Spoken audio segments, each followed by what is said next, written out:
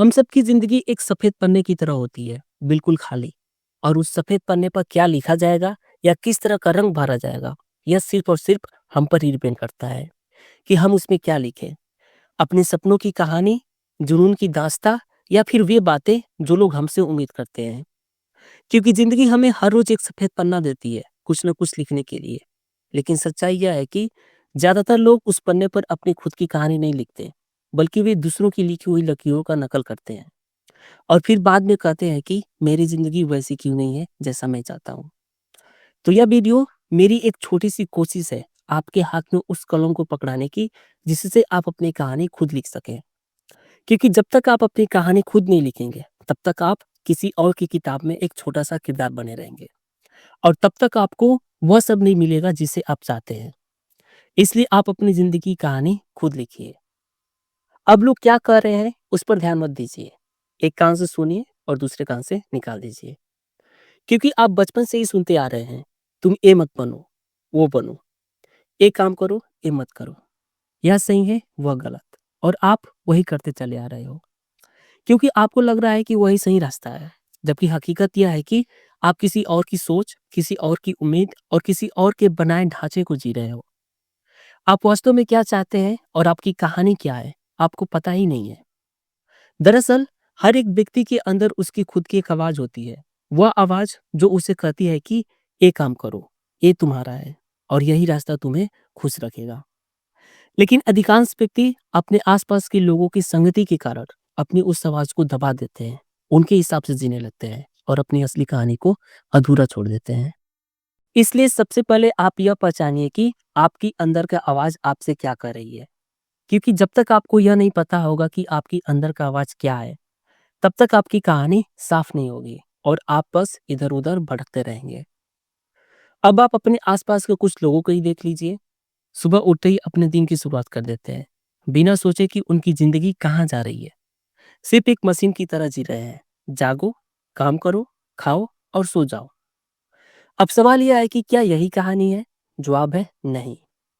यह बस एक आदत है, एक चक्र है जो हमें कहीं नहीं ले जाता। कहानी तब होती है जब कोई व्यक्ति अपने किरदार को समझता है और अपनी मंजिल को चुनता है। और हर एक कहानी में एक हीरो होता है, एक विलन होता है, एक उतार चढ़ाव भरा सफर होता है। और आप अपनी जिंदगी की कहानी के हीरो खुद हैं। लेकिन अब सवाल यह आता है कि विलन कौन है? आप सोचेंगे शायद गरीबी, हालात या मुश्किलें। जवाब है नहीं। आपका सबसे बड़ा विलन है आपका डर, आपका आलस और आपका बहाना। ये ऐसे विलन हैं जो आपके हाथ से आपकी कलम छीन लेते हैं और उसके बाद आपकी कहानी अधूरी रह जाती है। अब आप ही सोचिए, अगर आप ऐसी किताब पढ़ रहे हैं जिसमें हीरो हमेशा रोता है, बहाने बनाता है और कभी भी कुछ नहीं करता, तो क्या आप उस कहानी को पढ़ना चाहेंगे? कभी नहीं। आप उस कहानी को कभी नहीं पढ़ना चाहेंगे। तो फिर क्यों अपनी ज़िंदगी की कहानी को वैसा बना रहे हैं जिसमें ना ही कोई एक्शन है, ना ही कोई संघर्ष है और ना ही कोई जीत? कोई भी कहानी तभी सुंदर बनती है जब उसका लेखक सच्चा हो और ईमानदार हो। इसलिए आपको भी ईमानदार होना है, अपने सफ़र के साथ, अपने फैसलों के साथ और अपने सपनों के साथ। इसलिए आप जो भी करिए, सच्चे मन से करिए और ज़िम्मेदारी लीजिए। क्योंकि यह कहना बहुत आसान है कि मेरे हालात ऐसे हैं, इसलिए मैं कुछ नहीं कर सकता। लेकिन सच्चाई यह है कि हालात सिर्फ सेटिंग्स होते हैं, जबकि कहानी हमेशा किरदार तय करता है। और अगर हालात ही सब कुछ तय करते, तो गरीब कभी अमीर नहीं बन पाता और कमज़ोर कभी ताकतवर नहीं बन पाता।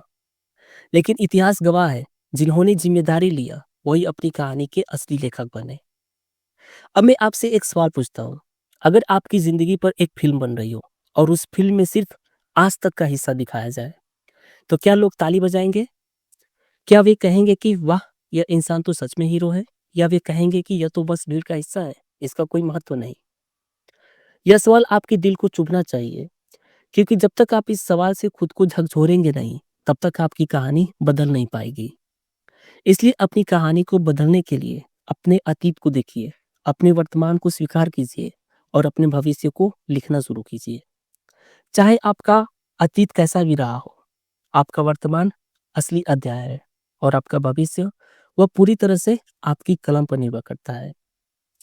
लेकिन अगर आज अपनी कलम को दूसरे व्यक्ति को थमा देंगे, तो आपके भविष्य का अध्याय वह दूसरा व्यक्ति ही लिखेगा। और यदि आज आप खुद से कहें, अब मेरी कहानी मैं खुद लिखूँगा, तो आगे का हिस्सा वैसा ही बनेगा जैसा आप चाहोगे। इसलिए आप इस बात को हमेशा याद रखिए कि आपकी ज़िंदगी एक मौका है और इसकी किताब सिर्फ़ एक बार ही लिखी जाती है, दोबारा नहीं छप सकती और ना ही इसका दूसरा एडिशन आएगा। तो क्यों इसे अधूरा छोड़ना? क्यों इसे दूसरों की सोच से गढ़ना? क्यों ना इसे अपनी तरह से अपने अंदाज में लिखा जाए?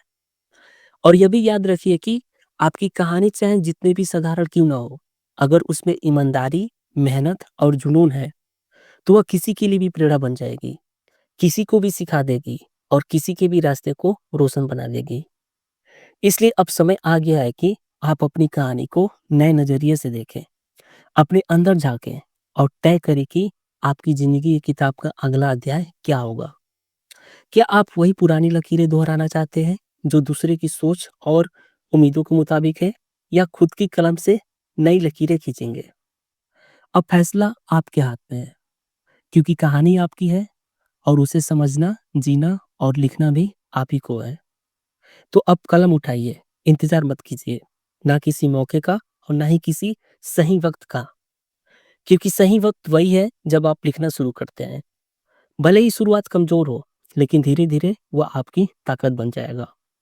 आपके शब्द ही आपका रास्ता बनाएँगे और जब आप पीछे मुड़कर देखेंगे, तब आपको गर्व होगा कि आपने हार नहीं माना और ना ही किसी और को अपनी कहानी का लेखक बनने दिया। आपने डर को हराया, बहानों को छोड़ा और अपनी तकदीर को खुद गढ़ा। यही आपकी ज़िंदगी का असली अर्थ है और आपकी असली जीत। अपनी कहानी खुद लिखना।